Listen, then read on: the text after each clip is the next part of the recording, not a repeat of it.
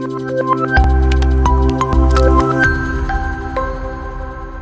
dar as boas-vindas para mais um encontro da Jornada de Inteligência Artificial da Ambima. Essa é uma série que a gente está trazendo uma conversa mais acessível, estratégica sobre o tema, bem conectada à realidade das instituições do mercado de capitais. Hoje é o último encontro, a gente já falou de governança, de cibersegurança, infraestrutura, arquitetura. Então, a gente está encerrando a trilha agora para falar de regulação e compliance, né? Esse ponto em que a inovação encontra responsabilidade, conformidade e confiança do sistema, que acho que é muito importante para a gente. O nosso objetivo aqui é bem traduzir o que muda na prática com a regulação de IA, entender como as instituições estão se preparando a olhar para os riscos e essas tendências que devem entrar no radar nos próximos meses. Tem muita discussão aí no Brasil do PL do marco da IA, lá fora tem bastante coisa acontecendo também. E para isso a gente está aqui com o Henrique Fabretti, da Opsi Bloom, o Devanir Aquino do Bradesco, a Nicole Discante, da Regdor. Já já a gente vai conversar com eles. E espero que vocês participem, mandando suas perguntas no chat ou levantando a mão aqui para perguntar por áudio mesmo. Vou pedir que vocês tentem manter os microfones fechados, tem bastante gente aqui, então é um pouco difícil de controlar, então vamos todo mundo ficar atento. Enquanto isso, a gente abre o microfone para vocês quiserem fazer perguntas. Para a gente começar a conversa, acho que é legal trazer um pouquinho de contexto. Então, por isso que eu quero convidar o Henrique Fabretti para fazer um panorama de quanto anda a regulação de IA no Brasil e no mundo e trazer um pouco desse contexto para a gente antes de ir para o papo, tá? É com você, Henrique, seja bem-vindo. Obrigado, Lucas. Bom dia a todos. É um prazer estar aqui com o Deva, com a Nicole, e participando de mais uma parceria nossa aqui com a Ambima, né? A gente está numa sequência aí, falando de IA, inclusive, né? Na jornada de IA de vocês. Prazer estar aqui com vocês. Bom, pessoal, deixa eu me apresentar em 2 minutinhos. Meu nome é Henrique Fabretti, sou sócio aqui do Opsi Bloom, sou também CEO do escritório. A gente é uma história focada em direito e tecnologia e minha área de expertise é proteção de dados e governança de IA, razão pela qual estou aqui falando com vocês hoje sobre o tema. Para falar sobre, dando um panorama aqui, né, de que ponto estamos do ponto de vista de regulação de inteligência artificial no Brasil, a gente está talvez no momento mais propício para estar falando sobre isso. Mas antes de eu dizer onde estamos neste momento, voltar um pouquinho para trás, a gente já discute regulações relacionadas à inteligência artificial, pelo menos de maneira mais intensa e mais específica, desde 2020. Então, já havia ali um projeto de lei na Câmara dos Deputados com projeto de lei bem genérico, bem principiológico, mas foi ali talvez o primeiro marco ali de que a gente teve relacionado ao tema. Isso foi evoluindo, obviamente, com a popularidade do ChatGPT. Nós começamos a ter um movimento muito mais intenso politicamente de olhar para a regulação dessa tecnologia. Em 2021 foi aprovado a constituição de uma comissão, e aqui já começa uma polêmica, né? Foi uma comissão de juristas, só tinham advogados, basicamente, aí misturado ali academia, escritório, terceiro setor, representando essa comissão para desenhar o que seria um anteprojeto dessa lei de regulação de inteligência artificial. Essa comissão apresentou o seu relatório com um texto de uma ideia de um projeto de lei. Nesse meio tempo, né, enquanto a comissão trabalhava, o Ministério da Ciência e Tecnologia, lá em 2022 ainda, tinha apresentado a Estratégia Brasileira de Inteligência Artificial, acho que o pessoal apelidava de EBIA, é um nome bonito aqui, mas, enfim, que trazia as diretrizes de desenvolvimento sustentável da IA no Brasil. Em 2023, essa comissão apresentou um primeiro texto, em partes conectado com a EBIA, mas confesso que eu acho que ainda não existia uma conexão muito grande com essa estratégia e com o texto de lei. Esse é um ponto que eu vou trazer aqui um pouco mais para frente. E em 2023, aí sim, esse tema ficou mais quente no Senado. Um ponto importante, né? Essa discussão mais estruturada, vamos dizer assim, essa comissão de juristas foi uma proposta do Senado.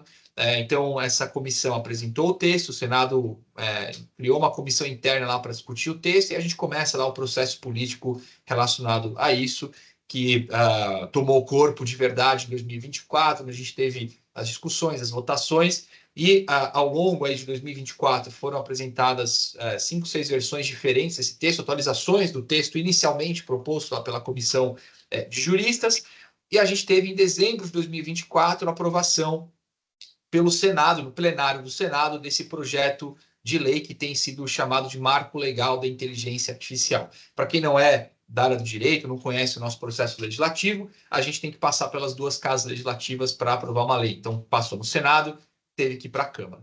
E aí na Câmara começou, eu acho que aí é uma opinião pessoal, a impressão é que muitas entidades representativas de setores econômicos, terceiro setor, academia, etc., talvez assim, foi pego um pouco de surpresa da velocidade com que o projeto de lei foi discutido, acho que eram um pouco céticos em relação ao andamento desse projeto. Fato é que resolveram se movimentar muito tarde no processo do Senado, e aí já era talvez tarde para mudar de maneira um pouco mais profunda o texto, e isso foi acontecer na Câmara. Então, a parte de influência política ali, de todas as entidades, acho que pegou de maneira mais intensa na Câmara dos Deputados, onde se criou ali, quando o projeto chegou na Câmara, já existia um consenso de que precisávamos revisitar de maneira mais profunda o texto que tinha sido aprovado no Senado. E aí vou terminar aqui de falar como estamos na Câmara, antes de dar uma visibilidade aqui de quais são os principais pontos desse projeto, dentro do meu tempo aqui, mais 4 minutinhos. Então, na Câmara, começaram as discussões ali em março, abril desse ano. A Câmara está fazendo uma série de audiências públicas. Então, ponto de vista positivo aqui, um viés positivo dessa discussão é que tem sido muito plural as discussões que estão acontecendo na Câmara. A gente está vendo pessoas de empresas, dos mais diversos setores, representantes da academia, do terceiro setor, representantes de entidades que são impactadas por essa tecnologia de alguma maneira, representantes do ponto de vista de ecologia, para olhar para a energia sustentável, olhar como que essa tecnologia impacta nosso meio ambiente, representantes de órgãos reguladores, pessoas que estão ali preocupadas em como que o Brasil vai, de alguma maneira, tentar tornar o desenvolvimento dessa tecnologia uma vantagem competitiva para o Estado brasileiro.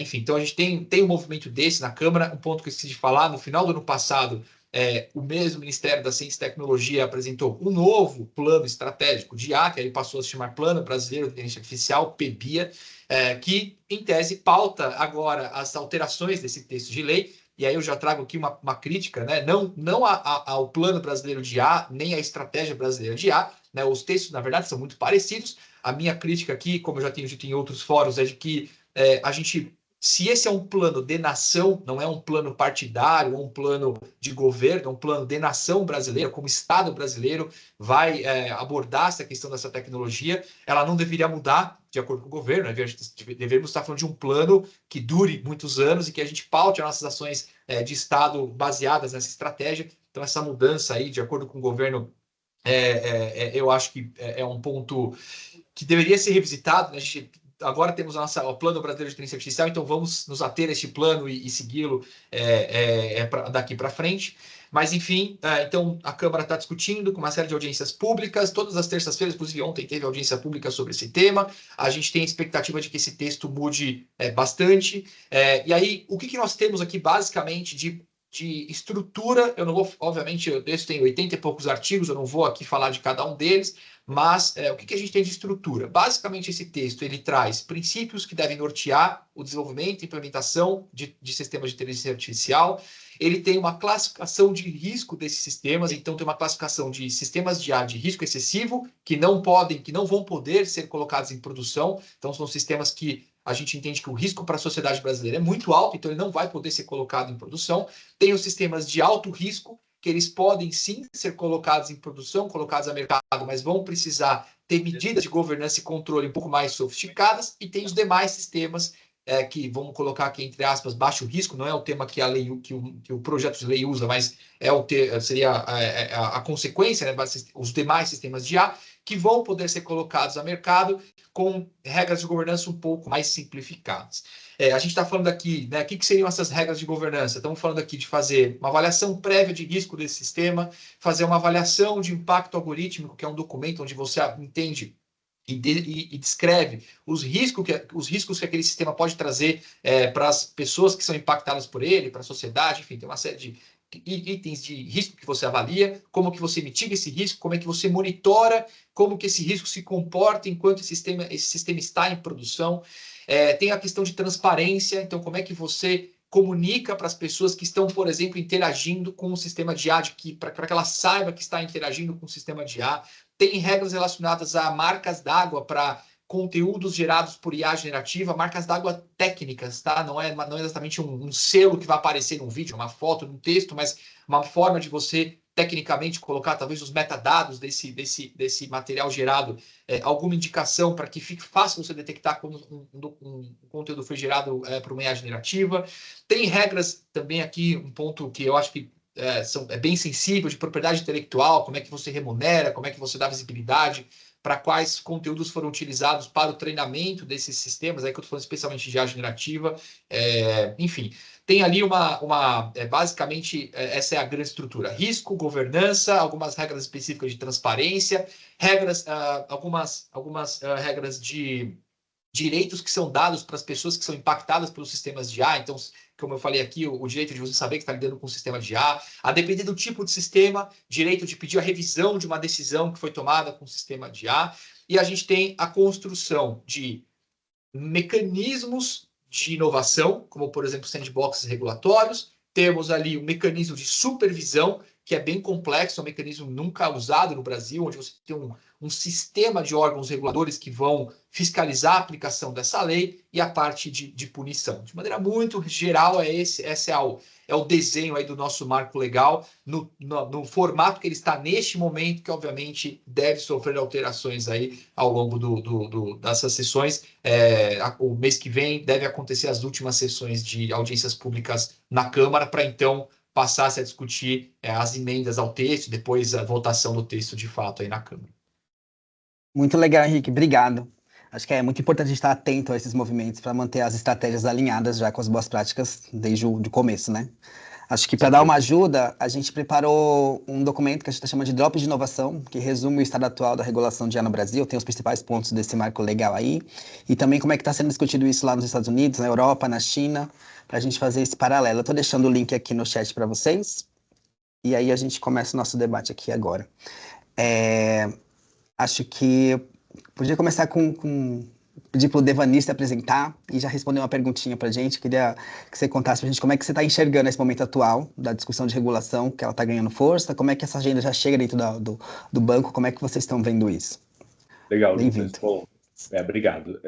Prazer estar aqui falando com vocês. Eu sou superintendente sênior do Bradesco, eu cuido da parte de governança de dados, além de outros temas relacionados a dados dentro do ambiente analítico, dentro de uma área de dados que a gente chama de inteligência de dados, e sou responsável corporativamente pela governança de IA, onde também está a IA generativa, né? Desde a IA tradicional, que já estava conosco, e desde o aparecimento também da IA generativa. Bom, em relação à sua pergunta, desde que a gente começou, inclusive com o apoio da OPSI, né, alguns anos atrás, já começou lá na LGPD e depois com o advento da IA generativa do final de 2023, mais ou menos, nós tomamos algumas decisões de criar alguns frameworks de governança que a gente vai falar um pouquinho mais à frente, mas a gente sempre esteve com o nosso pessoal, não só o jurídico, como o escritório, como a OPSI, e avaliando o mercado e também o que poderia surgir de projeto de lei. Acho sim, como o Henrique muito bem falou, que foi mais rápido do que muita gente esperava, né? A gente tem pessoas dentro do banco que a gente chama de relações institucionais, que ficam em Brasília acompanhando isso, além das nossas próprias áreas de compliance jurídico que nos dão apoio.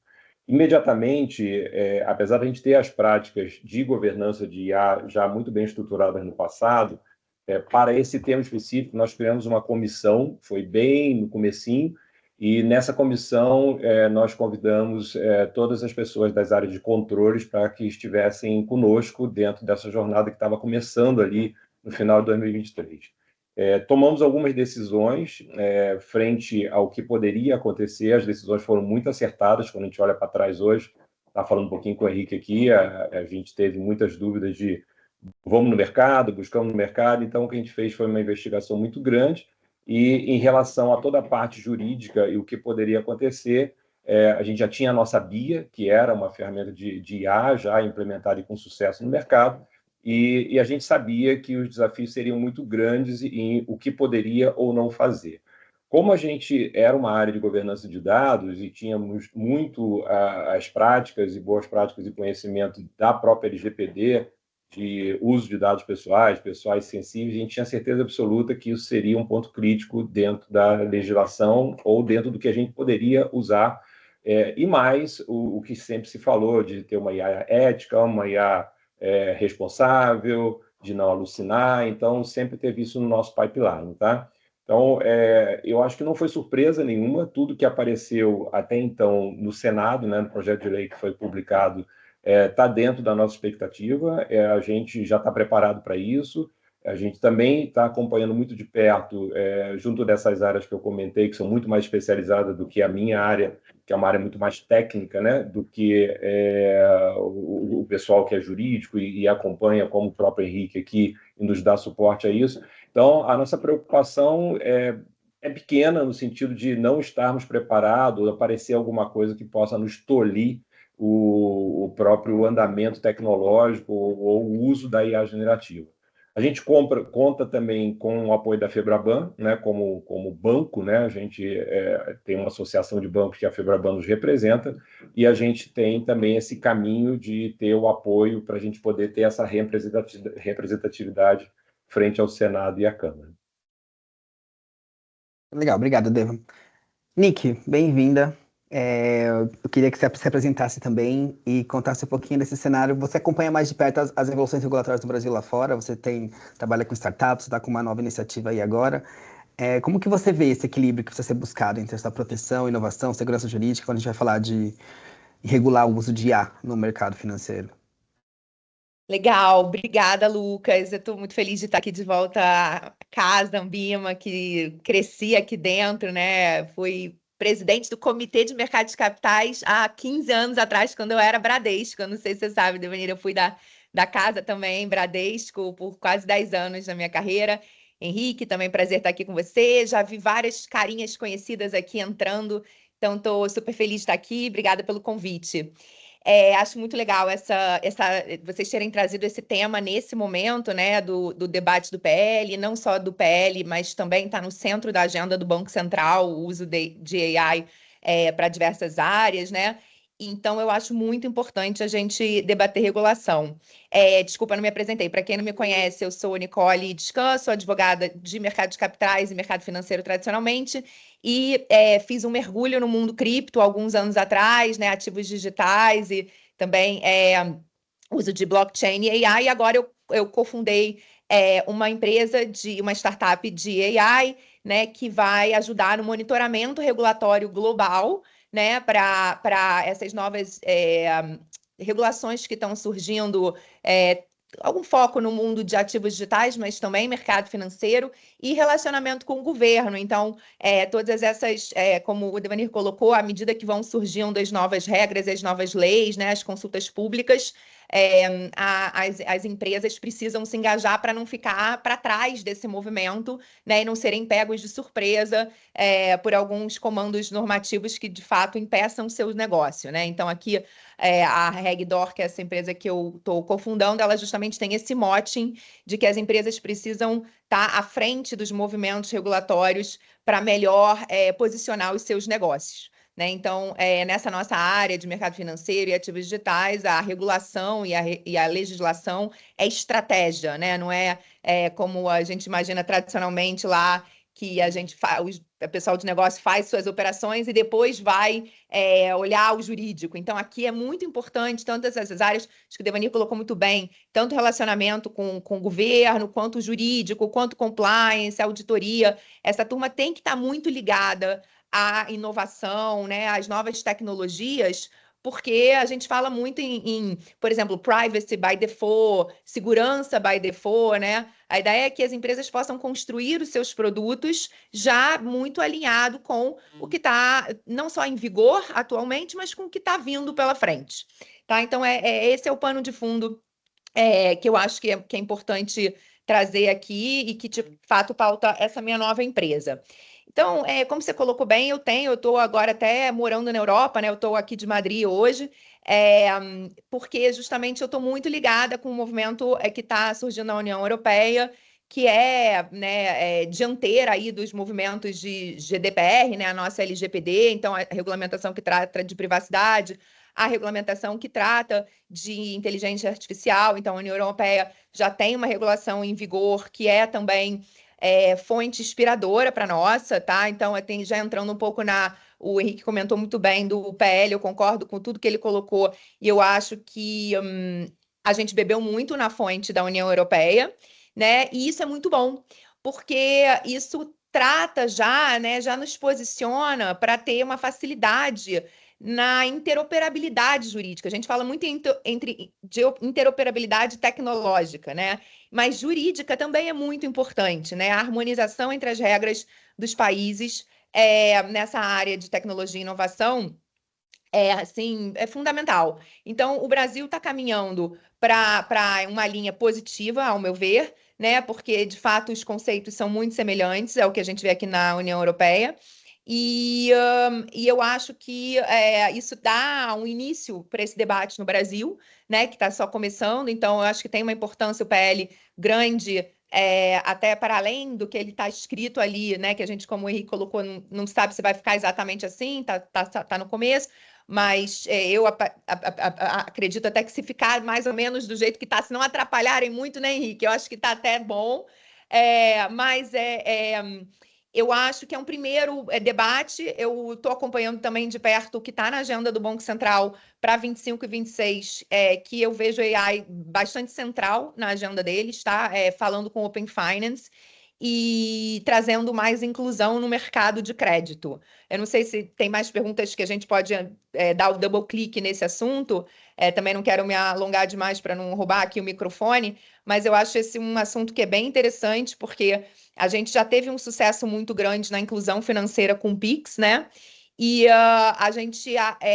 eu acho que a AI vai trazer também uma democratização maior para o crédito, tá? Junto com o Open Finance, que ainda, ao meu ver, não alcançou o seu sucesso pleno como o Pix, e que talvez com o uso do AI possa nos colocar nessa posição de democratizar mais o acesso ao crédito. Legal. Obrigado, Nick. Gente, acho que agora eu vou começar a fazer umas perguntas. Não vou direcionar a maioria para vocês. Acho que a gente vou soltando, vocês vão respondendo, vão complementando. Acho que a ideia aqui é ser uma conversa. E acho que é começar do começo, assim. Acho que queria saber primeiro o que muda de fato para quem já está trabalhando com IA, para quem está pensando em trabalhar no nosso mercado, se essa regulação é aprovada amanhã, por exemplo. Quais são os primeiros passos que a gente tem que trocar quando isso começar a entrar em vigor? Como é que vocês veem esse mercado? A gente já está nessa direção, a gente precisa ajustar algumas coisas? Ô, Lucas, eu posso falar da nossa parte aqui. Logicamente, a gente está prevendo isso desde que começou a falar da legislação. Eu acho que para eu responder isso, eu tenho que explicar um pouquinho o que a gente fez, que senão vai ficar meio sem contexto, né? Desde que a IA apareceu, como eu disse lá atrás, a gente teve que tomar uma decisão se a gente iria comprar uma solução de mercado, que a gente chama de framework, ou um modelo para seguir, alguma coisa assim. Com a minha equipe aqui, nós avaliamos várias alternativas de empresas que apareceram batendo na nossa porta, empresas muito competentes que já nos prestavam serviço, que tinha uma proposta de framework. Avaliamos também, junto com a Gartner, empresas fora do país, o que estava se falando nos Estados Unidos, em outros países. Conversamos com escritórios como a própria Office e nós tomamos uma decisão de criar o nosso próprio framework. Hoje eu tenho certeza, estava falando previamente aqui com o Henrique, que foi a decisão extremamente acertada. Coincidentemente, semana passada eu estava pensando sobre isso. O nosso framework é adaptável, eu diria, mas parece meio estranho eu falar isso, que é um dos melhores que eu vi no mercado, mas parece um pouco meio orgulho próprio, né, da equipe que eu tenho. Mas eu tenho esse sentimento porque ele é flexível, ele se ajusta rápido, ele comporta toda a nossa necessidade da nossa plataforma de IA. A gente criou uma plataforma de IA generativa dentro do banco, em parceria com uma empresa que a gente trouxe. A plataforma ela tem possibilidade de tratar várias LLMs, então também foi uma decisão acertada em tudo que eu vejo hoje no mercado. E com isso, nosso framework se adequou à plataforma. Algumas vantagens aconteceram que nos favorece essa sua colocação, essa sua pergunta. O fato da gente ter feito o framework junto com a plataforma, ela nasceu junto com aquele carro que eu estava criando. Tinha um paninho azul que ficou na porta, daí alguém fez xixi no Só alguém está com o microfone aberto aí, por favor. E tava, o tapetinho estava todo. Você vai ter que mutar. Mas eu tô procurando aqui. E eu acho que a vantagem da gente ter feito a plataforma de IA generativa junto com o framework fez com que a gente nascesse robusto, todos os dois ao mesmo tempo. E o que nós precisamos fazer em relação ao projeto de lei, nós já não só estamos acompanhando, mas é muito fácil adequar. Por exemplo, coisas como não tratar dados menores. Então, dentro do mapa de risco no nosso framework, simplesmente a gente pode criar um bloqueio de falar esse tipo de dado não pode ser trabalhado. Assim como a gente tem dentro do framework, no mapa de risco, se eu uso dados internos, se eu uso dados externos, se isso daqui é para um cliente interno ou para o externo, enfim. Mais à frente aí, a gente pode falar um pouquinho mais sobre isso, mas essa flexibilização, por ser o nosso próprio framework, facilita muito o que vem pela frente em termos de projeto de lei. Tá? Deva, só para deixar claro aqui, talvez alguém não possa entender, o que é esse framework, assim, em poucas palavras? O framework é um caminho, um padrão, né? Como o nome diz, é um modelo, né? É uma estrutura onde você começa desde a ideação de um projeto de IA, passando por toda a construção, homologação, produtização e acompanhamento. Enfim, são fases que a gente fala para você construir uma IA. Repara, eu posso estar falando com pessoas altamente técnicas, como a nossa área de TI, que também é uma usuária nossa de IA, como eu posso estar falando de um usuário final que ele fala, cara, o que é IA? O que eu faço? E nesse framework, eu acho que foi extremamente importante que a gente tenha uma camada de experimentação. A pessoa pode receber um token e experimentar dentro da nossa bridge, que é a nossa plataforma de IA, durante um mês, e esse experimento pode dar certo, ela pedir mais um tempo, até que ela fale, agora para, ou você vai em frente e produtiza. Então, a gente acompanha tudo que está acontecendo na empresa em relação ao movimento de IA dentro da plataforma que a gente criou. Esse framework dá exatamente os caminhos que você tem que percorrer para que um projeto de IA seja bem sucedido na empresa. Expliquei? Eu entendi. Posso fazer uma colocaçãozinha aqui Claro. um pouco mais, talvez com uma visão mais de compliance / legal, né? Eu acho que o que o Devani colocou é bem o espelho, né, do que tem que ser feito do ponto de vista de dentro da instituição. E como é que a gente faz isso, né? A gente começa fazendo um assessment, né, como a gente vai se posicionar, né? A gente, instituição, a gente é desenvolvedor, é um aplicador, é um distribuidor. Então, a lei, ela traz algumas figuras. E aí eu faço um paralelo com a LGPD, por exemplo, que talvez a turma já esteja mais acostumada, que tem lá a figura do operador, do controlador, de quem é, né, o detentor dos dados. Então, a gente precisa primeiro mapear, né, qual que é a nossa posição e como que a gente vai abordar o uso da AI, né, dentro da instituição. Ou seja, a gente está desenvolvendo uma coisa nova, a gente está só aplicando uma inteligência artificial que alguém já desenvolveu, que as obrigações são diferentes, ou a gente está distribuindo uma inteligência artificial que alguém desenvolveu e alguém está aplicando, então, ou pode ser um mix disso. Então, a gente precisa documentar, né? O pessoal aqui de compliance sabe isso que eu estou falando. A gente precisa mapear, documentar. E assim como a gente fez na LGPD, vai gerar um plano de ação, né? Então, o plano de ação ele vai se traduzir em obrigações para a instituição, em obrigações de várias áreas, né? Igual que a gente fala em compliance, não tem um responsável, né? Como o Devani falou, não é só a área de tecnologia que é responsável pelo tratamento do uso de AI. É o compliance, o jurídico, a auditoria, todos os stakeholders, né? Que são parte desse processo. Então, eu acho que é uma visão, eu diria, parecida com uma abordagem que a gente, quem trabalhou aqui com o plano de proteção de dados dentro das suas empresas, que imagino eu, se Deus quiser, todos, né, que todo mundo tem que tratar os dados com bastante cuidado, a gente vai seguir uma linha muito semelhante com AI. Não sei se o Henrique concorda com o que falei e tem algum ponto, né, para acrescentar. Eu concordo, Nicole, obrigado pelas contribuições dele, Nicole. Para finalizar aqui de maneira muito breve, primeiro, assim, a gente hoje tem um texto de lei que ele é um pouco complexo, a implementação dele é complexa. E eu espero, genuinamente, que a gente consiga simplificar isso de uma forma que a gente viabilize a construção de uma governança que seja boa para a sociedade, ao mesmo tempo não traga mais um elemento de custo excessivo para as organizações. E eu digo isso porque na União Europeia, que tem sido um grande promotor de regulações de tecnologia para o mundo, eles estão apoiando com a implementação do AI Act, que é o equivalente de regulação de inteligência artificial lá para a União Europeia. Isso tem sido um ponto de muita discussão para eles. Eu acho que eles têm um contexto econômico muito específico, regulatório muito específico, que, na minha opinião, não cabe para a gente aplicar aqui no Brasil da maneira como eles estão aplicando lá. Então, a gente tem que se afastar, na minha opinião, um pouco desse modelo regulatório, que foi a base do primeiro anteprojeto, que o primeiro texto construído e publicado pela Comissão de Juristas em 2022. Então, eu acho que isso é um ponto que a gente precisa tomar cuidado. Porém, entretanto, esse é o modelo que a gente tem hoje, que foi aprovado pelo Senado e está em discussão na Câmara. Então, enfim, é um desafio. Mas eu gosto de trazer uma questão aqui, quando a gente fala aqui de regulação, que é um embate entre regulação e inovação. Esse embate, ele, inclusive, é um discurso fácil e que tem permeado bastante essa discussão de regulação de inteligência artificial. Um discurso fácil porque é muito fácil você falar, olha, a regulação é contrária à inovação, não vamos regular. Mas a verdade não é tão simples assim, como normalmente não é, né?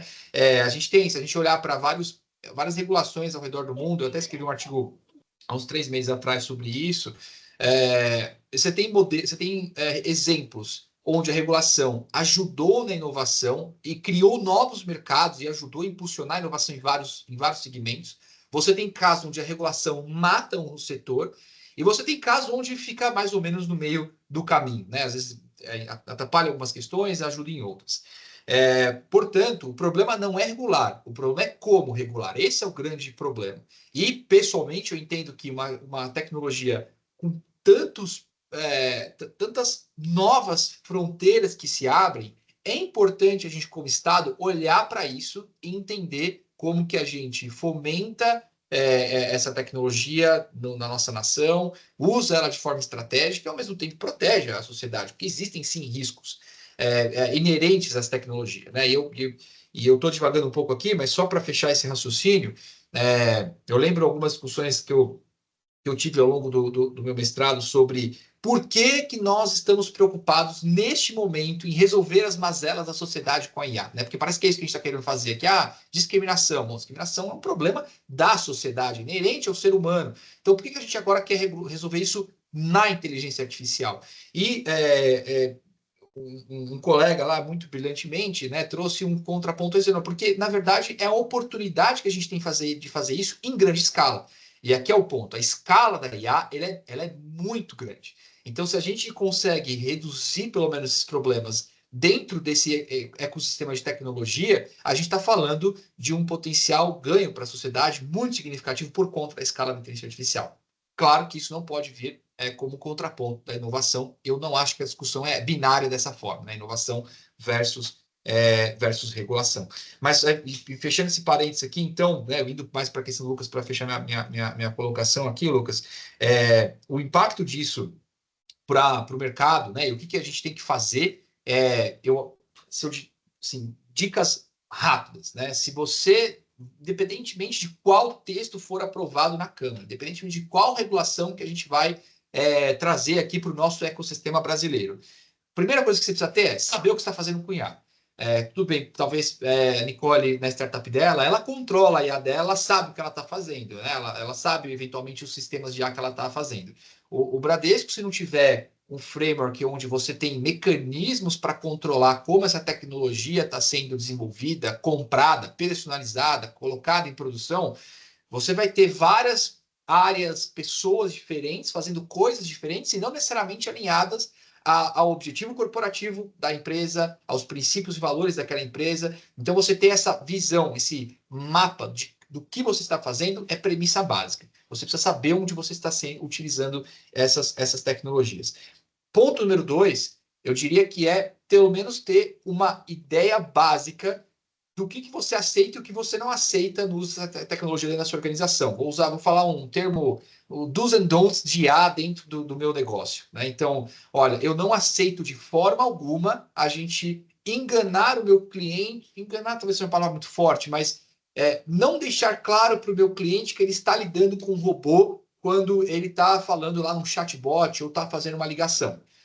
Hoje não tem lei para isso, mas minha empresa, como é que ela enxerga isso? Para ela, tudo bem a pessoa achar que está falando com uma pessoa quando ela está falando com um robô? Ou eu quero dar essa transparência? Então, esses detalhes mais alto nível, eu entendo que já dá para a gente fazer aí uma política de uma página, algo super simples, um do and don'ts. Olha, aqui não, a gente tem que dar transparência. Se alguém está lidando com um robô, tem que saber.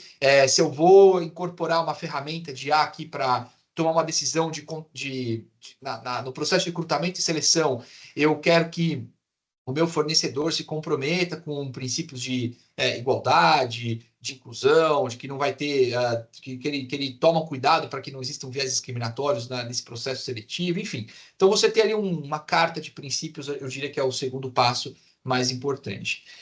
O restante, né, a gente vai falar aqui de transparência, de avaliação de impacto algorítmico, vamos falar de avaliação de riscos. Eu acho que aqui já é um nível de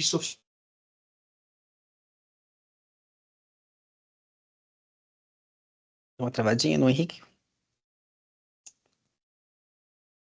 Tá mudo, Nick. Assim. Bom. Ficou mudo. Bom, vamos ver daqui a pouco ele acrescentar volta. um ponto enquanto ele não volta, que ele estava falando muito bem dessa questão dos do's and don'ts. Uma coisa que eu acho muito importante, né, que essa visão prática que eu tenho aqui, é colocar também o que você não controla, né? Porque como você muitas vezes usa, por exemplo, partes de OpenAI, né, que você já pega pronta, você tem situações que você simplesmente vai disponibilizar para o seu cliente e você não tem poder nenhum de ingerência naquilo. Então, eu não concordo, né, com uma questão que às vezes eu não tenho controle. Então, também é importante colocar aí dentro desse mapeamento aquilo que você não tem controle porque você pega de terceiros. Henrique, fiz um adendo aí na sua boa fala enquanto você estava... Obrigado, gente. Explodiu alguma coisa aqui perto de casa, que apagou tudo e tá voltando, eu já conecto de novo no computador. Eu confesso que eu me perdi onde eu estava, mas acho que, enfim, eu ia só finalizar dizendo que essas medidas de governança um pouco mais sofisticadas, eu acho que antes de sair correndo para implementá-las, tem que entender qual que é a sua realidade de negócio. Né, assim, não dá para ser mais realista que o rei, por mais que seja vendendo o peixe aqui, né, eu poderia falar, não, todo mundo tem que ter aqui uma governança super complexa, políticas, processos, controles. Não é a realidade da grande maioria das organizações e não precisa ser. A hora que isso virar lei, a gente tiver que ter uma obrigatoriedade de implementar isso em alguns processos, alguns tipos de tecnologia, a conversa é outra. Mas neste momento, acho que o mais importante é ter essa visibilidade de onde está a sua tecnologia, o que você está fazendo com ela e ter ali uma carta de princípios básicos como você lida com ela. E eu ia fazer essa conexão só com um caso prático que a gente viu. Eu não vou citar nomes aqui, mas nós tivemos uma empresa muito grande que teve um escândalo ali de submissão de um caso para uma premiação que usou inteligência artificial para manipular as evidências de submissão dessa premiação e quando descobriram que isso era falso, a repercussão foi extremamente negativa. Essa empresa, isso eu estou falando de um mês atrás, perdeu o contrato, perdeu a premiação, o CEO foi desligado da empresa, enfim, então era uma coisa entre aspas, relativamente simples, né? Se tivesse escrito lá, olha, você não pode usar IA para enganar as pessoas. Você resolve, pelo menos do ponto de vista de principiológico ali, de ética de uso da tecnologia na sua empresa, você já teria dito claramente qual é a sua posição relacionada a isso. Então, as pequenas atitudes já vão ajudar você a não ter grandes problemas com essa tecnologia, porque riscos jurídicos já existem no uso dessa tecnologia, independentemente da aprovação ou não de uma lei e de um marco legal de inteligência artificial. Legal, obrigado, Henrique. Eu acho que você passou por várias perguntas que estavam aqui na minha listinha. Eu queria perguntar qual que é a nossa experiência o que a experiência europeia pode ensinar para a gente. Acho que você passou por isso. Você também quer complementar, porque eu tô tentando vivendo isso aí mais de perto. Assim, o que eu realmente coloco que a gente eu tenta simplificar, né? Mas é bastante complexa a aplicação. Acho que Henrique falou bem isso, né? E tanto na Europa quanto no Brasil, acho que isso não vai ser diferente. Então, talvez um conselho aqui, né, para as empresas que estejam se debruçando em utilização de AI, que imagino que quase todas comecem a olhar a lei e fazer o seu produto by default, né? Então, assim, tipo, já, né, tentar não super complicar, mas também não deixar para olhar depois acreditando, ainda não tem lei no Brasil, porque provavelmente, embora, né, a gente possa concordar ou não com os cenários diferentes, aí talvez eu tenha até uma visão um pouquinho diferente do Henrique, que eu acho que isso não varia tanto de país a país. Eu sou a favor desse tipo de regulação ser o mais homogênea possível, porque justamente eu estou num business global, então eu tenho essa visão de que quanto mais, né, harmônicas forem as regulamentações, eu acho que é mais fácil, porque esses negócios hoje não têm fronteira, né? Então, assim, e aí eu venho muito dessa visão de mundo de ativos digitais. Realmente, as empresas hoje é muito difícil eu encontrar uma empresa que está fazendo negócio só no Brasil. Então, para a aplicação da lei para uma empresa que está em mais de um país, e quanto mais harmônica ela for, melhor, né? E para os usuários também. Então, nesse sentido, eu gosto do fato da gente ser parecido, né? E tem diferenças, né? Acho que não é um copy-paste exato, mas, enfim. E eu acho que é importante, então, já ir aprendendo a lidar com a realidade que isso vai ser regulado, não só pela lei, como eu falei, também pelas autoridades de mercado de capitais, à medida que a gente vai entrando no uso da AI para o mercado financeiro, para o mercado de capitais, né? Mercado de capitais tem excelentes aplicações, como, por exemplo, o perfil de investidor, né? Oferta de produtos financeiros, oferta de valores imobiliários.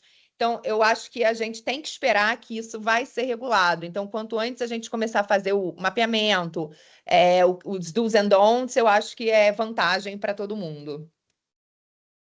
Muito bom. Pessoal, lembrando que vocês podem fazer perguntas aqui para o pessoal, só pode clica aí no levantar a mão ou deixa a pergunta no chat que a gente faz aqui para eles. Fiquem à vontade para interagir, é uma conversa com vocês também, tá? Gente, acho que eu parti um pouquinho para mais prática. Acho que a gente falou bastante de contexto aqui agora.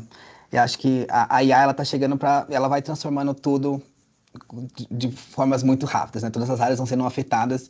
Eu acho que o compliance ele vai sendo transformado dentro desse contexto. Como é que a gente vai adaptando o compliance do jeito que ele era de 2 anos atrás para esse contexto de IA generativa, onde as coisas vão surgindo, as decisões vão sendo terceirizadas, as governanças têm que ser robustas.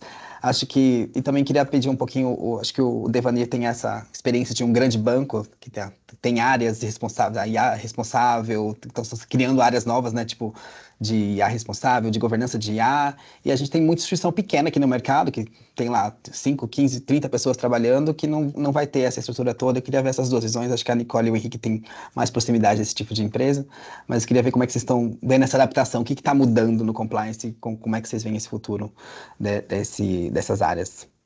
Ô Lucas, o que eu vou passar para a nossa experiência aqui, tá? A gente sempre teve uma área de compliance muito grande, né? Obviamente, os bancos são muito regulados, então eu diria que além do jurídico, que é uma outra área, a gente tem um compliance regulatório e dentro do compliance a gente também tem advogados e que nos dão esse suporte para toda a parte de governança de IA que eu preciso em termos de legislação. Como eu disse no começo, nós não somos uma área especializada nisso, nem tem por que ser, né? Cada um cuida do seu pedaço ali. E estamos inseridos dentro de uma área de analytics, onde o meu escopo é governança de dados, e muito ligado ao ambiente analítico por enquanto, e também frente a todo o trabalho que a gente fez da LGPD, que aqui é onde a gente aplica a governança, na verdade, né? Então, a gente tem um colega muito próximo, que é o nosso DPO, e isso esteve comigo durante um tempo, no começo desse trabalho junto da Febraban. Eu fui coordenador técnico, depois passou para ele, e ele é muito especializado, muito ligado nisso, e eu sempre que eu tenho uma necessidade, eu tenho tanto compliance como DPO, como consultores que eu busco para tirar dúvidas, de inclusive outras áreas que eu cuido, como cadastro, e está muito ligado a bases legais que eu tenho na LGPD, o que eu posso, o que eu não posso fazer. Eu acho fundamental ter esse contato, ter essa aproximação e ter essa consultoria sempre à mão, por não sermos especializados nisso, tá? Quando você fala em uma visão de implementação, uma visão que, obviamente, é o nosso carro-chefe de ser pragmático e como fazer isso acontecer, a gente se preocupou, eu diria, com 3 frentes de trabalho muito grandes, sempre teve na minha cabeça, desde o comecinho dessa comissão de IA que nós criamos. A primeira, o que nós chamamos de mar aberto, né? Ou seja, sites, como é que eu poderia, ao mesmo tempo, não tolir as pessoas do banco de trabalharem com ferramentas como Copilot e outras que são e as generativas, de uma maneira geral, que eles podem acessar e que são extremamente importantes e úteis, como tem se mostrado, cada vez evoluindo mais e ajudando bastante muita gente. O segundo, eu vou falar um pouquinho mais sobre ajudando versus como proteger. O segundo, que a gente chamou de ferramentas de IA embarcada, né? Você comprar uma ferramenta de BI que vem com uma feature de IA, você comprar uma ferramenta judicial que vem uma feature de IA, enfim, as ferramentas de IA estão vindo embarcadas dentro das outras coisas que a gente compra. Então, isso também pode trazer um risco, porque ela pode ter um prompt, que você bota um dado de um cliente, isso vai para fora, vai para uma nuvem, e essa nuvem não tem a proteção que o banco hoje dá nas nossas próprias nuvens, dentro do nosso stack tecnológico, tá? Então, sempre foi uma preocupação também como inventariar tudo isso num banco desse tamanho, né? Eu estou falando de banco ligadas e tudo mais, que tem que ter esse padrão que a gente está falando. E o terceiro era o casos de IA que a gente queria desenvolver, que aí vem a nossa Bridge, que é a nossa ferramenta de desenvolvimento de IA, plataforma de desenvolvimento de IA que nós criamos, e é onde aí sim a gente aplica o nosso framework que eu comentei. Tudo isso tem que ser de um padrão, acho que tanto o Henrique como a Nicole falaram muito bem, de você, ao mesmo tempo, incentivar a tecnologia, incentivar a aceleração. O Bradesco está na frente disso, mas eu tenho que ter segurança e poder garantir que para os nossos stakeholders, nossos investidores, para os nossos clientes, que os dados estão protegidos, que eu possa acelerar. Eu sempre dou esse exemplo. Eu vi algumas associações, tem alguns colegas meus aqui na vida que me conhecem há muitos anos e que sabem que eu sempre gosto dessas metáforas. Então, é como, para mim, o exemplo do carro, né? Antigamente tinha carro que andava no máximo a 80 por hora. Nossos carros hoje andam, na maioria das nossas rodovias, a 120 por hora, fácil, sem fazer ruído, você nem sabe que está 120. Mas eu tenho um aparato, que é esse framework, esse aparato de segurança no carro, que facilmente eu confio que minha família e eu estamos protegidos para acelerar 120 por hora, inclusive em chuva, né? Então, ninguém é louco aqui. Além de cintos e airbags e tudo mais, eu tenho painéis de controle que me falam, me monitoram e em tempo real eu estou dizendo que velocidade eu estou, se eu posso acelerar, se meus freios estão calibrados, enfim, tudo isso é esse framework que eu tanto falei. Então, eu acho que quando você pergunta das nossas áreas de compliance, das nossas áreas de segurança, a gente no Bradesco tem mais áreas de controles do que apenas compliance, que são essas áreas que me dão proteção quando eu tenho dúvidas. Coincidentemente, hoje de manhã eu tenho uma dúvida, eu chamei várias áreas para estarem comigo no final da tarde, que eu quero falar de um tema de IA generativa. Coincidentemente, é de IA generativa, de algumas preocupações que eu estou tendo como governança de IA da corporação. Essas áreas me dão esse head, né, esse suporte para que eu possa acelerar esse carro. E fala o seguinte, Nicole, vai em frente, toca seu projeto e nós estamos aqui. E o que você puder fazer aí, a gente pode garantir que você está segura aqui para os nossos bate-rails, tá? Isso começa, Lucas, em experimentos. Como eu falei, naquela primeira parte de ideação, você tem ideação, experimentação. Nessa experimentação, a gente pode falar, vai em frente ou não vai em frente no teu desenvolvimento. Eu posso falar, cara, faça a ideação, siga na tua experimentação e daqui a 2 meses falar, cara, não faz mais sentido você continuar. Teu projeto não tem valuation, teu projeto traz risco para a corporação. O que você está querendo é usar um dado que aparentemente é público, mas não é público, né? Você está usando dados de cliente, você está usando contratos de cliente, você está usando dados pessoais sensíveis, então o teu projeto não é recomendado para seguir. Então, tudo isso tem que estar no monitoramento muito preciso desse time de governança que eu tenho, para dizer, junto a áreas que me dão apoio legal, dizendo que eu posso ou não seguir com aquele projeto. Mas veja bem, é uma fronteira muito, muito, muito tênue, Lucas, porque com certeza, não precisa nem explicar para vocês, a maioria das pessoas do banco querem estar embarcada no assunto da moda, que é a IA generativa. Né? Todo mundo quer ter isso no celular, nos teus iPads e dentro das suas áreas do banco. Então, eu de maneira nenhuma gostaria de ser uma governança que eu sempre digo de não habilitadora. Nossa governança tem que ser habilitadora, mas é o exemplo do carro. Acelere a 120, mas na rodovia que não tem buraco, que não está chovendo muito, que não tem granizo. Então, tenha maneiras de você ter segurança e essa é a maneira de que eu acredito na governança, seja governança de dados ou governança de ar. Sabe? Então, é a maneira que a gente trabalha junto com áreas legais ou áreas jurídicas, né? E áreas de compliance do banco. Tá? Alguém quer complementar? Quer falar, Nicole? Acho que ele falou tudo, falou e disse. Assina embaixo. Eu acho que é muito importante essa proximidade de freios e contrapesos, né? Que é basicamente você ter a área que vai puxar a inovação e áreas, como ele bem colocou, parceiras que vão balancear, né? E aí isso vale também, né? Acho que o Henrique comentou um pouco sobre essa questão do dilema da regulamentação excessiva versus a regulamentação responsável. Agora essa palavra da moda que a gente escuta muito, responsible innovation, né? E eu acho que isso vale para dentro das empresas também.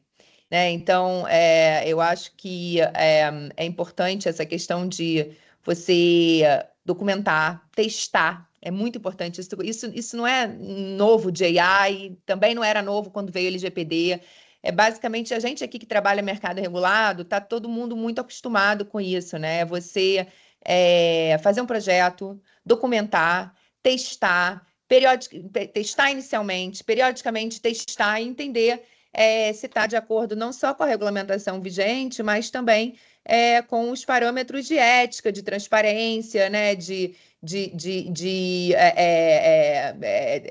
equidade, né, que são os preceitos que eu acho que todas as instituições que estão aqui presentes na Ambima prezam tanto. Então, eu acho que isso não é novidade com a governança de AI. E o que a gente precisa olhar mais também? Desculpa, Henrique, pode concluir, antes de eu fazer outra pergunta. Pode falar. A gente tem um cenário que a gente terceiriza muito todas essas coisas, né? Imagina o Bradesco é uma instituição grande, a gente tem, né, a gente precisa de um terceiro, até a área de tecnologia precisa ser terceirizada numa gestora, por exemplo. O compliance é 1, 2 pessoas. O que isso dificulta esse processo? Quanto aumenta os riscos e como a gente trabalha para que isso funcione melhor e com mais segurança ali dentro de uma instituição menor? Legal, Lucas. Henrique, você quer complementar a colocação da Nicole? Pode ser, eu falo rapidamente sobre esse ponto, esse já toque, vou tentar imitar com o do Lucas aqui. Porque até acho que combina um pouco com um ponto que eu ia falar sobre como as áreas de compliance poderiam se adaptar, e acho que está bem focado nesse ponto que você trouxe, Lucas. Eu acho que a abordagem tradicional de conformidade e governança para IA, talvez, porque a gente usa para outras esferas, seja de tecnologia, sejam de produtos, ela talvez não se aplique aqui ou precisa ser dosada com um pouco mais de cuidado. E por que eu digo isso? Porque quando a gente olha, primeiro existe uma pressão muito grande, qualquer empresa de qualquer tamanho, de que a gente se aproveite dos benefícios da IA. Né? Acho que todos, assim, a mesa de C-level está todo mundo morrendo de medo de não conseguir pegar o bonde dessa tecnologia e ficar para trás da sua competição, dos seus competidores. Né? Eles se aproveitarem de alguma maneira mais rápida dessa tecnologia, ganhar eficiência, escala, enfim, tudo que a gente sabe que faz sentido a gente estar olhando para essa tecnologia do ponto de vista de negócio. E aí, a gente vem com uma abordagem de tentar controlar como as pessoas vão usar IA dentro das empresas de uma maneira super rigorosa. Né? Eu vou falar pelos, assim, grande maioria dos clientes que eu atendo aqui, primeira coisa que eles fizeram foi, está proibido usar qualquer tipo de tecnologia falando aqui especialmente de generativa e chatbot, né? Mas está tudo proibido de usar, eu vou aqui validar e homologar uma tecnologia. Aí vai todo mundo lá, sei lá, para o Copilot ou ChatGPT Enterprise. E a verdade para quem é entusiasta da tecnologia, está acompanhando isso de perto, é que essa tecnologia está se movimentando muito rapidamente. Eu estou falando só especificamente aqui de chatbot dos grandes LLMs aí, né? Dos grandes LLMs são redundantes, né? Enfim, dos LLMs. E cada um deles, se a gente pegar aqui o ChatGPT, o Gemini, o Claude, o DeepSeek, enfim, os principais, cada um é bom para uma coisa em específico. Então, a gente, às vezes, engessar isso vai fazer com que o resultado que se espera obter dessa tecnologia não seja alcançado. Porque eu Henrique, não gosto de usar o GPT, eu prefiro usar o Gemini para o meu caso de uso, o Gemini é melhor. E aí, se eu escolho o que toda a empresa inteira vai usar, eu estou limitando essa capacidade de absorver os benefícios dessa tecnologia. Então, eu tenho acreditado cada vez mais no modelo de autonomia responsável. Né? Então, e aí vou tentar conectar isso com sua última pergunta, Lucas. A gente, com um compliance muito pequeno, uma tecnologia que está todo mundo usando, e as pesquisas mostram que o uso dessa tecnologia no ambiente profissional tem aumentado de maneira muito rápida, e claramente, quando a gente olha para os números, significa que as pessoas estão usando a sua própria IA, né? Não estão usando a IA homologada pela empresa, estão usando no seu celular, etc. A gente precisa parar de querer achar que isso não está acontecendo, tapar o sol com a peneira, fingir que isso não existe. Então, eu vou partir do pressuposto que as pessoas vão usar suas inteligências artificiais pessoais, de preferência, etc., e criar um ambiente onde ela consiga usar isso de maneira responsável. Eu vou dar treinamento, eu vou ensinar ela os riscos, o que pode dar de errado, o que ela pode fazer, quais são os melhores casos de uso para a área de compliance, para a área jurídica, para a área de produto financeiro, para modelagem de crédito, enfim. E eu vou dizer para elas como que elas têm que usar isso da melhor forma possível. Obviamente, quando a gente olha para o Bradesco da vida, né, é uma empresa desse tamanho, com uma responsabilidade enorme do ponto de vista de como ela toma essas decisões, porque eu vou falar números que eu não sei aqui, mas eu vou chutar, Deva, que se você mexer lá uma variável do robozinho, do algoritmo que toma a decisão de crédito, está falando de, em um dia, você está falando de alguns bilhões que foram emprestados a mais de maneira indevida ou a menos, quando deveria, né? Enfim. Então, a escala é muito grande, mas, obviamente, nem para tudo o Bradesco precisa ter esse cuidado, né? Não é para todas as tecnologias ou todos os casos de uso que a gente precisa ter esse cuidado, porque a escala é muito grande e nem todas as empresas precisam ter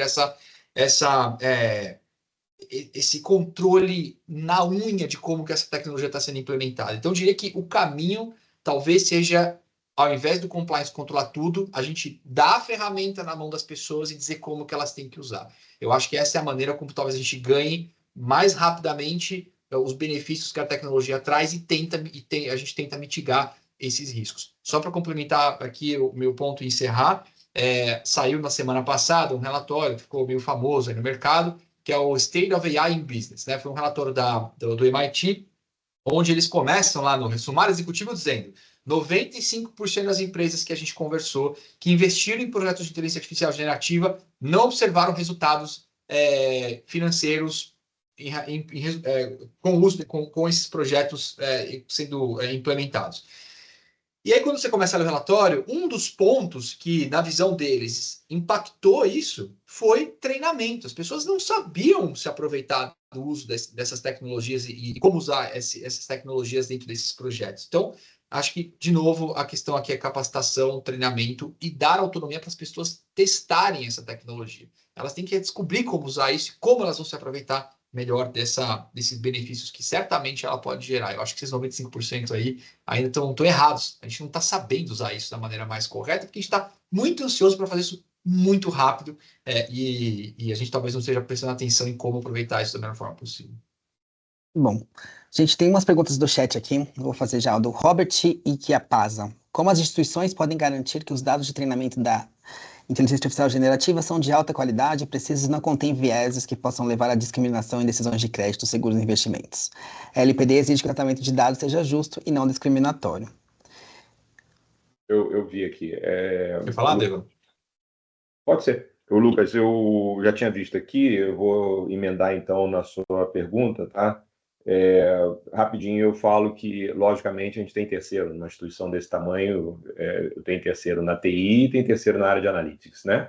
A gente tem alguns comitês executivos de auditoria, de conselheiros, de conselho fiscal, a gente passa por isso todo ano, mais de uma vez por ano, e nossos conselheiros sempre tiveram uma preocupação muito autêntica desde o começo da área. Nossa área vai fazer 9 anos de área de analytics, e sempre teve essa preocupação desde o começo. Estou aqui desde o começo da criação da área, que é toda inteligência, né, tanto de dados como de negócio, não ficar na mão de terceiros. A gente sempre teve essa preocupação, essa cautela.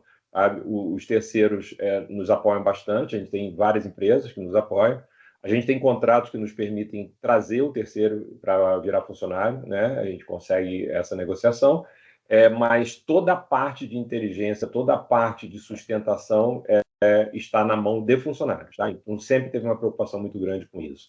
Então, eu não vejo nenhum grande risco disso acontecer do jeito que a gente trabalha. Né? Sem dúvida nenhuma, se você bota uma área que tem 90% de terceiros, eu diria que a preocupação é muito grande, até para administrar isso. Né? Então, é o tipo de preocupação que a gente sempre teve. Quanto à pergunta aqui, primeira, do Robert, tá? Eu vi que depois tem um complemento aqui de um colega. Do Márcio.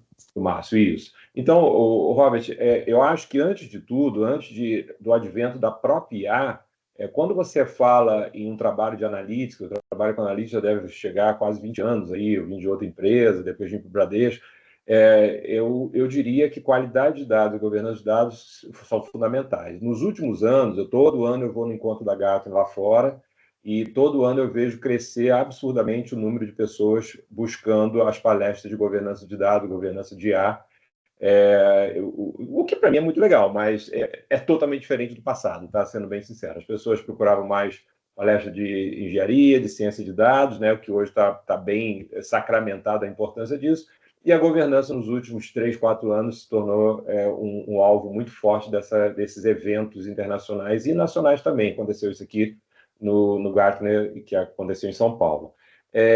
Eu acho que antes de ser uma necessidade é uma necessidade de analytics, sabe? Considerando que o mundo de analytics cresceu tanto e hoje toda a parte de BI, toda a parte de engenharia de dados para tomada de decisão, toda a parte de algoritmos, em muitas empresas saem de áreas de analytics, como é o caso da nossa, né?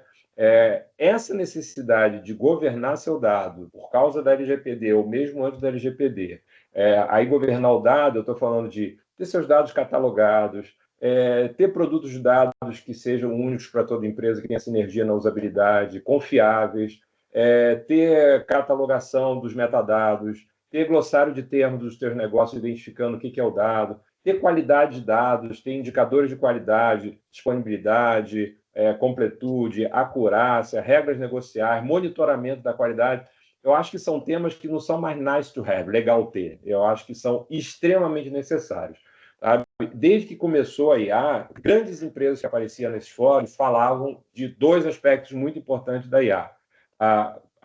O dado em si e a qualidade desse dado. Tá? Porque você fazer uma tomada de decisão de um algoritmo ou de uma IA generativa que não tenha qualidade no dado, ou que você não sabe que dado você está usando, é extremamente perigoso. Né? É a história do lixo que entra, lixo que sai. Né? Então, a governança desse dado é fundamental, não por causa da IA, porque ela já vem antes disso, em processos analíticos ou em algoritmos de tomada de decisão. Eu acho que o Henrique comentou isso, o Henrique ou o Lucas falou isso. Você fazer um algoritmo que você vai falar se a sua luz vai acender às 7 horas da noite ou não, cara, tudo bem.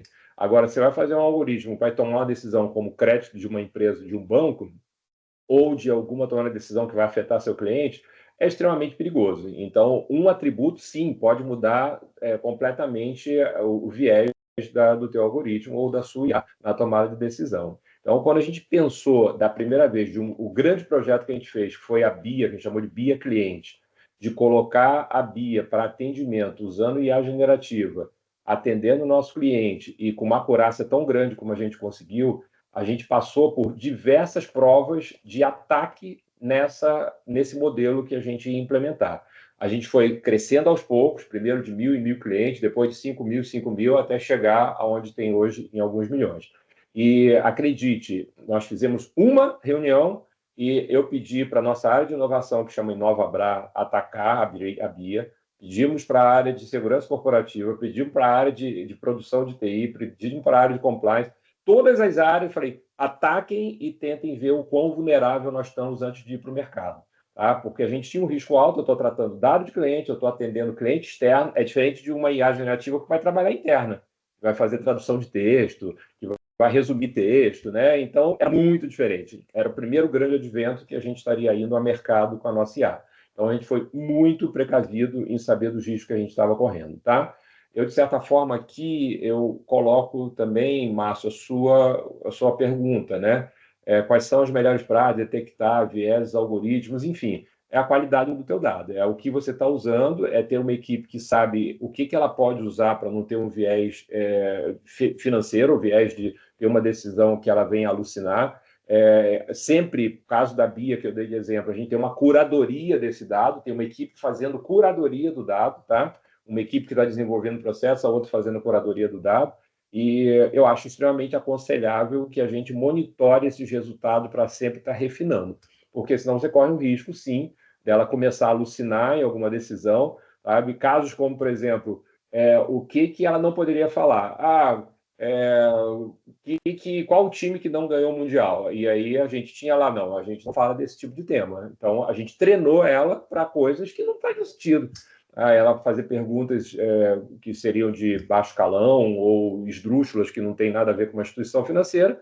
A gente fez a curadoria adequada e testou a vulnerabilidade. A gente atacou ela fazendo várias questões e algumas vezes a gente pegou, tá? Antes de ir para o mercado, antes de escalar, a gente pegou essas vulnerabilidades.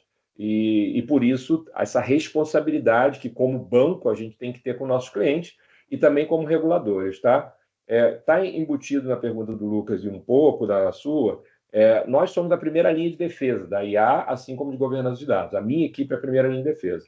Depois dessa primeira linha, Lucas, nós temos a área de compliance, que tem a área de controles internos. Eles são a segunda linha de defesa. A terceira linha de defesa é a nossa auditoria interna, tá? E não se esqueça que todos os bancos, além de recebermos instituições que a gente contrata para nos auditar em processos SOX e tudo mais, nós temos o Banco Central que regula tudo isso, né? Então, é um rigor muito grande que a gente tem que seguir. Então, a primeira linha de defesa deveria prevenir para que, eu espero, que a última linha não pegue nada. A auditoria chegue aqui sem pegar nada. Esse é meu grande desafio sempre com a minha equipe. É assim, a gente tem tantas áreas de controle, tantas coisas que a gente faz, para que não tenha riscos. Gente, a gente é o maior conhecedor do assunto. Quando o auditor pega alguma coisa que minha equipe não pegou, é que a gente falhou. Passou por nós, que nós somos profundos conhecedores dentro do assunto, né? Então, a gente pode falhar e aí vem a segunda e terceira linha que deveriam pegar isso, tá? Obrigada, Deva. Algum complemento? Talvez eu possa complementar aqui com uma visão prática, que eu acho que é interessante, assim, essa questão do uso da AI, por exemplo, na análise de crédito, né? Porque, de fato, realmente, quando você pensa o risco do viés algoritmo, ele naturalmente é grande, é um dos maiores riscos quando você está falando de uso de AI para mercado financeiro, né? E para essa questão de tomada de decisão. Mas, de uma certa forma, não é diferente, e eu acho que a experiência até mostra que acaba que o viés humano também é muito forte na concessão de crédito, né? A discriminação de raça, gênero, cor, classe social é muito forte. Então, na verdade, eu até andei conversando com uma. Desculpa, só um minutinho. Eu andei conversando com uma startup que está se dedicando a fazer birô de crédito com uso de AI, e eles não puderam abrir muita informação, que ainda tem muita coisa sobre sigilo lá dentro, eles estão ainda no modo stealth, mas as métricas assim aumentam de 30% a 40% a eficiência na concessão de crédito pela quantidade de informação que você recebe, porque você se imaginar a quantidade de gente, a questão dos preconceitos, né, vieses humanos que a gente tem, né? E aí, por mais que você, né, trate como o Bradesco, imagino, tem todos os seus processos e a responsabilidade da alta gestão, você dificilmente consegue também anular o viés humano, né? E a questão também do acesso à informação. Então, tem muita gente no Brasil que que poderia ter acesso a crédito ganhando 4, 5 mil reais, por exemplo, né? Alguém que trabalha em serviços domésticos e tal, mas não é formal. Então, o banco a pessoa não tem comprovação de crédito, então essa pessoa não tem como comprovar, e aí ela, por isso, não consegue acesso ao crédito. Enquanto com a AI, imagina a quantidade de informação que a gente vai conseguir dar para esses birôs de crédito de fato analisarem melhor, né? E se fizer um trabalho bem feito sem esse viés humano. Então, eu acho que, de fato, essa perspectiva de tanto para trazer no aspecto vertical e incluir mais, né, números de pessoas quantitativamente, quanto esse aspecto horizontal da própria pessoa que poderia ter acesso a um crédito, eu acho que a AI pode ser bastante benéfico, né? E claro que não estou dizendo que não há riscos, né? Mas eu acho que vai ser mais, a gente vai ver mais benefício nessa área do que malefícios. Obrigado, gente. Acho que tem até uma pergunta aqui sobre isso, da questão da transparência também, né? Acho que esse é o grande dilema, que é a rastreabilidade das decisões automatizadas, né? Que é um desafio tanto Esse é o técnico como de desafio maior. governança. E aí tem a Desafio pergunta dessas métricas, né? do João aqui, que é justamente sobre isso. Ele está querendo saber como é que vocês enxergam o papel da regulação, mais da CVM, do Banco Central, até da autorregulação, para mitigar esses usos os riscos desse uso de IA no mercado de capitais. Acho que é um próximo passo aí depois da aprovação do marco legal, né? Mas como é que vocês veem esse avanço da regulação descendo mais para essa questão mais setorial? Vou fazer um comentário rápido, deixa eu acho que ele pode falar da regulação sempre, porque esse é um tema que eu não entendo. Mas só dois detalhes rápidos aqui. Primeiro, sobre transparência. No marco legal que está sendo discutido na Câmara, existe para alguns sistemas a obrigatoriedade de você dizer como que uma decisão foi tomada por um sistema de IA. E aí não tem uma discriminação qual tipo de sistema de IA. Isso incluiria, por exemplo, IA generativa.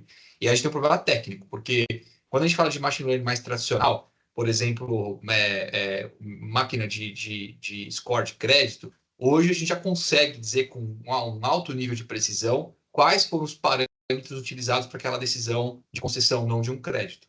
Mas quando você fala de IA generativa, tecnicamente ainda não é possível dizer como que o resultado foi gerado. A OpenAI não sabe por que o ChatGPT responde determinada coisa no chat, lá no chat, né? Eles têm teorias, têm uma ideia, mas ainda não conseguem dizer com precisão por que te respondeu A e não respondeu B. A Anthropic talvez seja a empresa com o laboratório mais avançado de pesquisa em relação de explicabilidade de IA generativa. Para quem tiver interesse, vale acompanhar os papers deles, eles são sempre muito interessantes. Mas isso ainda é um desafio técnico. Inclusive, é um desafio técnico. Se a nossa lei for aprovada de uma forma como está, temos um problema, porque hoje não dá para a gente explicar como a resposta foi gerada por uma IA generativa. Que, enfim, só dar esse pitaco aqui, mas deixar a Nicole falar. Não, eu acho que esse para mim é o maior desafio, tá? Até eu conversando com essa empresa, esse birô de crédito, eu até coloquei, como é que vocês têm certeza das métricas dessa decisão? E eles falaram, a gente não tem. Esse é o maior, esse é o maior desafio. E eu acho que, de fato, a gente ainda está, tanto a regulamentação, tanto o Banco Central quanto a CVM, né, se preocupam em poder supervisionar, né? Por exemplo, quando você está falando lá de um perfil de investimento, né? Como é que você chegou a essa conclusão de que o cliente se disse A, B ou C? Você tem que ter lá as métricas. Então, eu acho que esse é um ponto que a gente vai ter que caminhar à medida que a tecnologia, né, possa avançar e documentar o que você consegue documentar, né? Então, eu acho que esse, de fato, para mim, ainda é um ponto, talvez, no que tange aqui crédito e uso para investimento, o que está ainda em aberto, que acho que a gente ainda não consegue ter uma resposta porque não temos a solução tecnológica, até onde eu sei, talvez o pessoal mais técnico, né? Mas eu também tenho escutado essa questão e eu acho que não vai ter só isso, tá? Eu acho que vai ter outros pontos, assim, que a gente vai ter que ir até onde dá para ir e documentar, olha, aqui eu não consigo mais ir porque, né, ainda não chegamos lá, de fato. Eu posso complementar da nossa vida real, né? A gente conversou amplamente sobre isso. A gente tem uma área, além dessas linhas de defesa que eu falei, quando você pensa em modelos, a gente tem uma área de revisão independente de modelos, né? Que eu acho que todo banco que eu passei tem, então creio que seja meio necessário isso. Que, para quem não conhece, quem não trabalha em banco, é uma área que, obrigatoriamente, quando você desenvolve um modelo, eu preciso ter esse modelo pronto, código e base, para que qualquer revisor independente execute e tenha o mesmo resultado, tenha transparência, né? Então, é uma regra, né, que eu preciso seguir. Então, a gente atuando com primeira linha, essa área seria de segunda linha para modelagem, sabe? Quando a gente começou a conversar sobre a GenAI, o grande ponto é que eles não conseguem fazer a revisão de um modelo sendo uma LLM externa. Como é que você vai fazer isso? Sabe?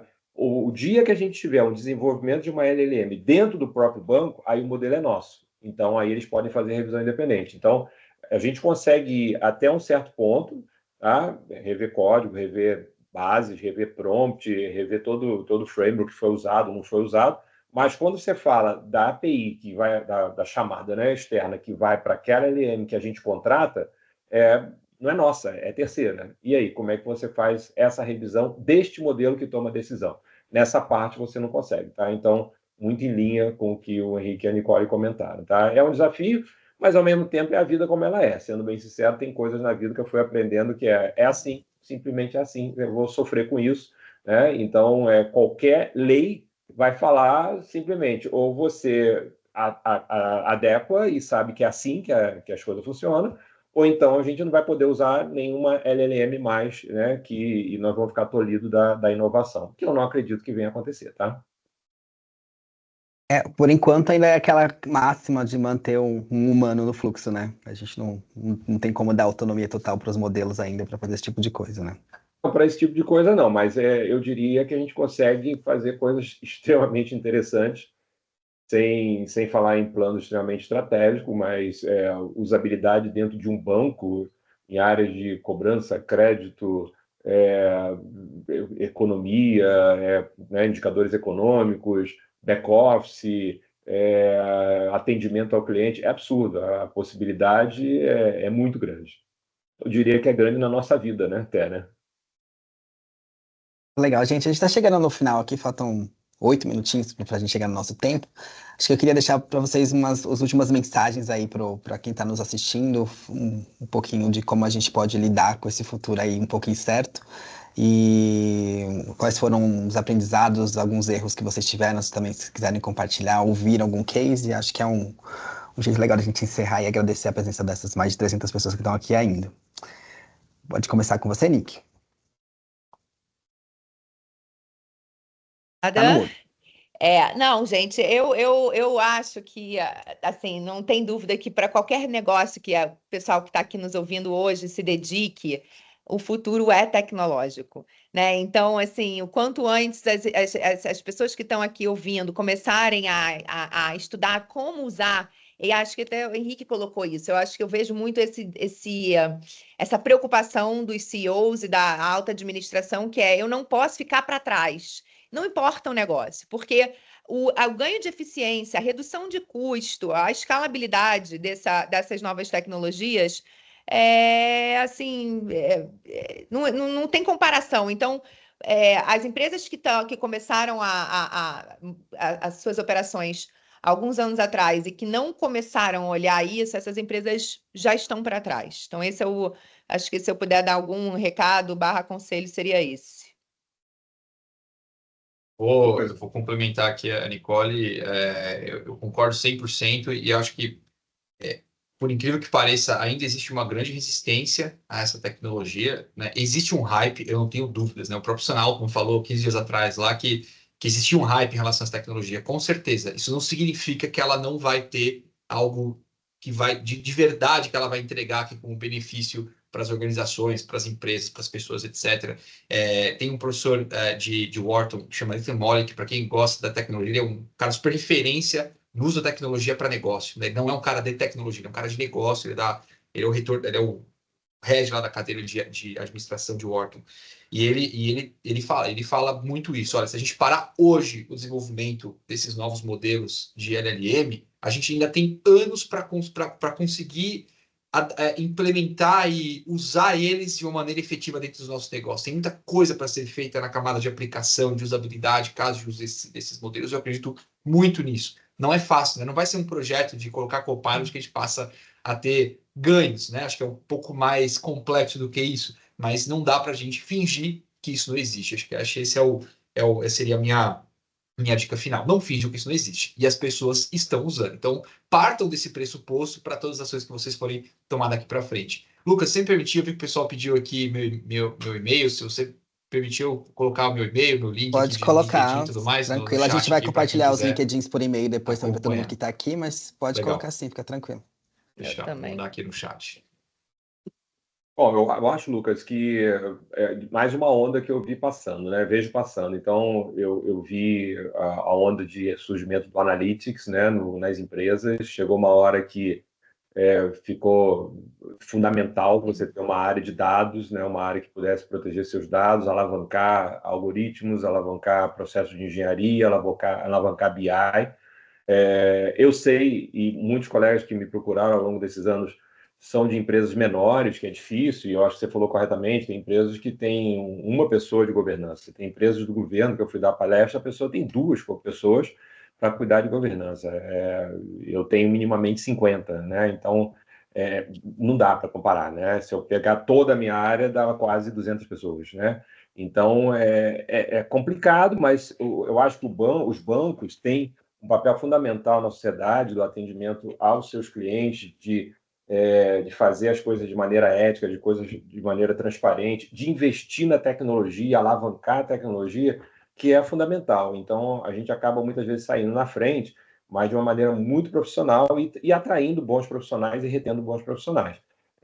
De novo, aconteceu isso com a cloud, né? Vamos para a cloud, não vamos para a cloud, quais são os riscos de cloud, custo de cloud, de novo, foi essa onda de migração para a cloud.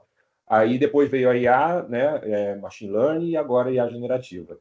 Cada vez é mais sofisticado, cada vez o desafio é maior, sabe?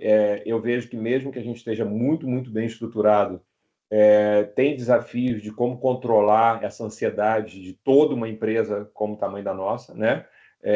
Como eu disse, ao mesmo tempo permitindo que as pessoas façam trabalhos inovadores e usem a IA, mas de maneira responsável e controlada dentro de uma governança correta, né? Porque eu posso sair comprando coisa, posso sair desenvolvendo coisa. As pessoas são muito criativas, tá? Muito, muito criativas. E a gente não quer que perca isso, mas que estejam dentro desse framework que eu comentei aqui. Porque senão os riscos vão existir, né? Não sei que dado você usou, não sei se é shadow, não sei se esse dado veio da tua máquina, você está tomando decisão com dados que vêm da máquina, que não tem governança nenhuma. Isso acontece em várias empresas. Então, a gente tem essa preocupação muito autêntica de governar os dados do banco e dos nossos clientes de uma maneira muito, muito, muito segura. E que a gente possa ter qualquer necessidade de prestação de contas, transparência, ética, que é uma marca que a gente leva como Bradesco, né? Então, antes de tudo, é a nossa marca, a nossa reputação e fazer a coisa certa pelo cliente, né? Então, eu acho que isso a gente busca quando trata de governança dos dados e a governança de IA, tá? Legal, muito obrigado, gente. Acho que a gente já pode se despedindo por aqui. Eu queria agradecer muito pelo papo aqui hoje, para quem estava assistindo com a gente. Vou mandar para vocês o link do Drops que eu coloquei aqui no começo sobre a regulação. A gente tem um guia de governança de IA que a gente vai compartilhar com vocês também. Tem outro saindo, que a Opsi Bloom ajudou a gente a fazer no mês que vem.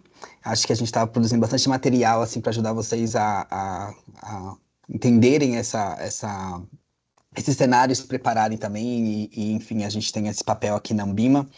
A jornada de IA termina por aqui. Esse vídeo vai estar no YouTube em breve, todas as outras edições estão lá também. E a partir do mês que vem a gente começa uma segunda jornada, que talvez tenha um tema em outubro que interesse a vocês, que a gente vai falar um pouco de o Radar de Futuros, o que a gente acabou de lançar. O segundo encontro vai ser sobre governança do futuro, como as tecnologias estão mudando a governança, então a gente vai olhar um pouquinho lá para daqui 10 anos para frente, como é que isso vai estar mudado pelas tecnologias, vai ter um exercício prático, então dá uma olhadinha no radar, vou colocar aqui no chat para vocês olharem e se inscreverem no evento se quiserem. A gente está agora com esse olhar um pouquinho mais de futurismo nesse segundo semestre, então espero ver alguns de vocês lá e até a próxima. Obrigado, gente. Obrigada, Lucas. Parabéns pessoal. pela iniciativa. Obrigada. Tchau, pessoal. Prazerzão. Tchau, tchau.